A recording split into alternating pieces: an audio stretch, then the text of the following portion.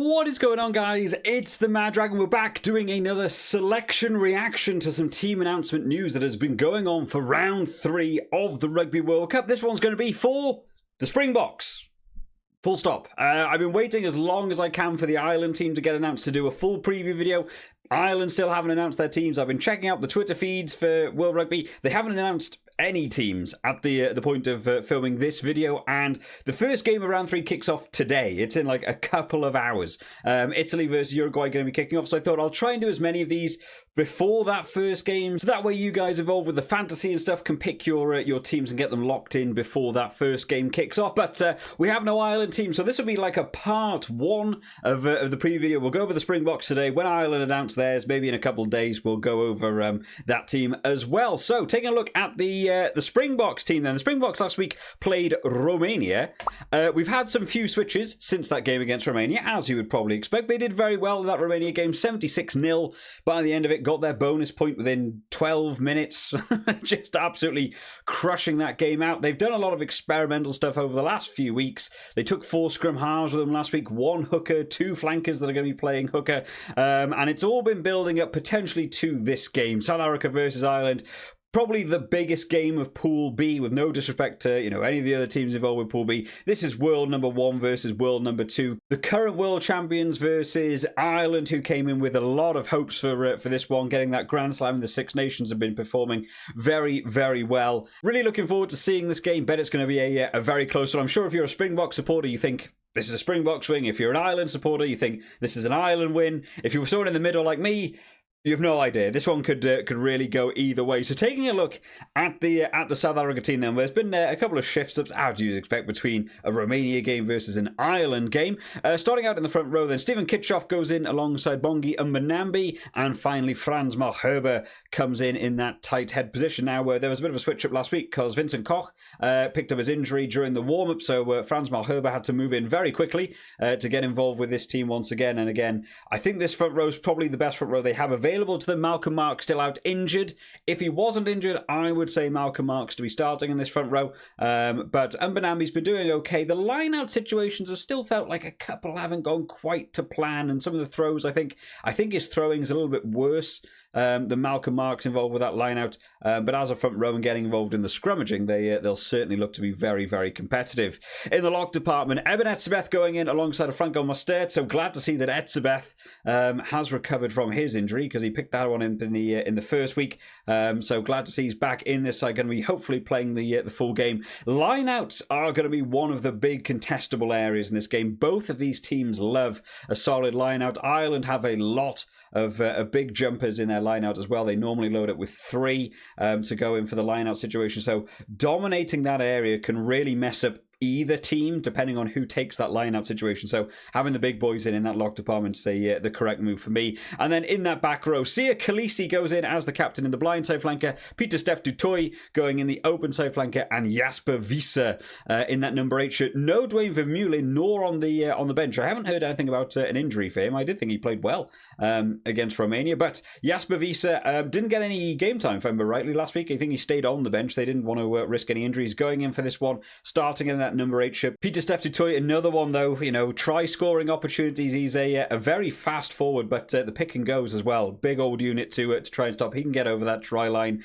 1 through 8, it's a big team, as I'm sure we all expect to going up against an Ireland team who are also looking to compete at the scrum, the line out, that set piece. I think this could be a very forwards based game, and maybe the backs will be lucky to get a couple of touches in this one. I think this is going to be a pure muscle, forceful type of game. In the halfback partnership, Faf de Klerk goes in alongside of Marnie Libbok. Now, Kobus Reinach last week got his hat-trick, second fastest hat-trick in World Cup history, and for me was looking very good at scrum half in terms of just putting South Africa on the front foot, being able to pick up that ball yourself, going yourself, making the other team's forwards have to keep an eye on you as opposed to the next runner along.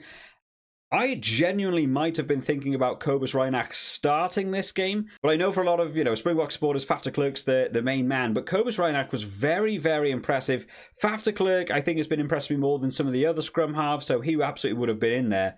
But maybe just to have started out that first half aggressive and attacking Cobus Reinach might have been the move there. He is starting on the bench in this week, though. So, he's starting ahead of two other competitive scrum halves, Grant Williams and Hendrickson, not getting a look in for this game. Maybe they're hoping that by the second half, Ireland will have tired themselves out. And maybe that's where Cobus Reinach comes into his own with a bit of room opening up on the field. Marnie Libbok taking the fly half shirt. There was talk about Andre Pollard coming back into this team and him getting back in. Marnie Libbok will be taking the 10 shirt for this game, though. Big game for him. Hopefully that kicking standard is going to be as high as we want it to be, because I'm sure Johnny Sexton's up for a number of good kicks in this one.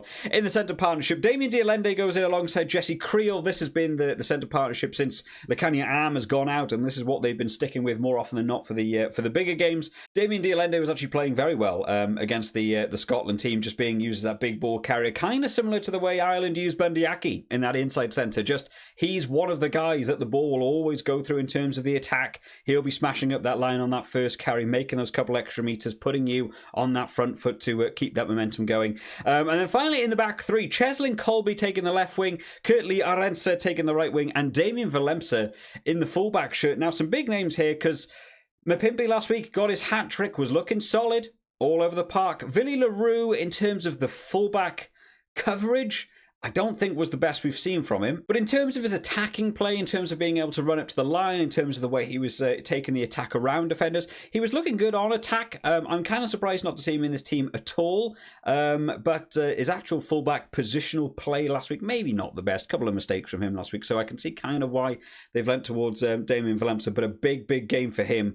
I'm sure Ireland will be testing him on a lot of those kicks going towards that backfield. So a big South African team. Some big calls here, and I'm sure they've had a bit of issues with trying to pick their team, because so many players were quite impressing in that Romania game.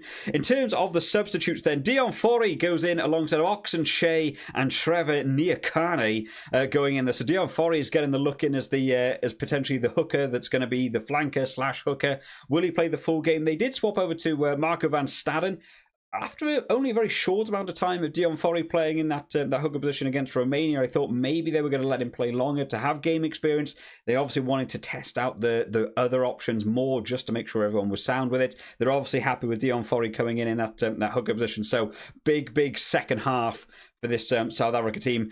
In the rest of the replacement forwards then, Jean Klein going in alongside of Sneeman, Marco van Staden and Quagga Smith. The 7-1, something I've been waiting for to see on an actual team sheet for a while now. I've been looking forward to it seeing put into action. The 7-1, people got really annoyed about this after the New Zealand game. I don't know why. Everyone has the same ability to pick a team sheet. Pick who you want. They had 4 scrum halves on last week. They've gone for the 7-1 in terms of forwards. It gives you a really big boost in terms of that set piece, the scrum, the line out, being able to get involved with more tackles, go through those pick and goes more. But you also run the extra risk, right? If Ireland open this game up, it's a big running game. They're spreading the ball out wide. Forwards get tired quicker, and suddenly not having those replacement backs can be really punishing to you. Any injuries out in the backs as well could be sort of really devastating to you, and you've got to chuck a forward out on the wing or something. You run the risk. I think there's enough positives to go with the negatives to be fully allowed to have a 7-1, and I'm really looking forward to see how it shapes up for this team. And then in terms of the replacement backs, Cobus Reinach, only guy out there. Now, like I said, maybe they'll be bringing him on later on in that second half. Maybe they're thinking Ireland will tire out towards the end. The one thing that I was thinking is that maybe having Faf de Klerk on the bench and having Cobus Reinach start is that way Faf de Klerk could come on later to either play scrum half or to play fly half, because that's what they were testing out last week with having him on. And I think he did okay filling in at fly half. Maybe not the kicking and stuff, but his actual positional play in terms of fly half I thought was quite good for him. Grant Williams, knowing he could cover your scrum half plus a winger position if you had an injury out there. Cobus Reinach's a quick player. I'm sure he wouldn't mind being chucked out on the wing.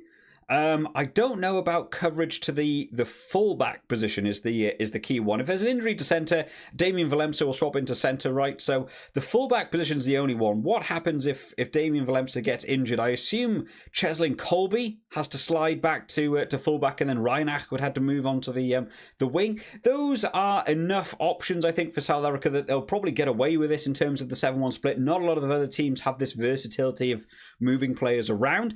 I'm really looking forward to see how this one pans out, but if you're Ireland, you've got to target those backs. I think one of the things that teams do against a Springboks team is they, for some reason, try and actually meet them in the physical game. They want to match up. They want to front up against them. Don't do it.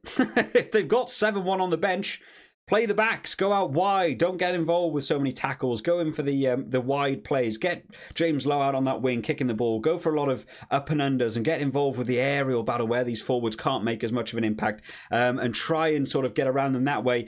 South Africa, though, have laid down the gauntlet. They've laid out their team early this week and said, this is what we're bringing. Ireland, we're up for the physical game, and we'll wait for the Ireland response. I won't do the score prediction for this one. I'll wait to see that Ireland team go. So class this as preview part 1, and when that Ireland team does get announced, that'll be like preview part 2. But let me know what you think of the Springboks team down in the comment section. Is the 7-1 the right move to go for? Have they played this correctly, or do you think they should have maybe changed this one up and had some more replacement backs, some more options for them? I do enjoy having a read through of your guys' comments. Of course, the fantasy is about to kick off today with Italy versus Uruguay starting this afternoon, quite early as well. It's not even an evening game. It's 4:45. It kicks off here in the UK. So make sure you're locking in all your fantasy picks and so on. If you haven't already, I'm going to be putting it up on the community tab, all the different polls for all the different games. So make sure you head over there as well. Drop down who you think is going to win each game, because it's quite fun to have a look through who you guys thought by the end of the week and seeing how many of you guys picked correctly before the games kicked off. I hope you all enjoyed this one today, guys. I'll see you all next time. Bye-bye.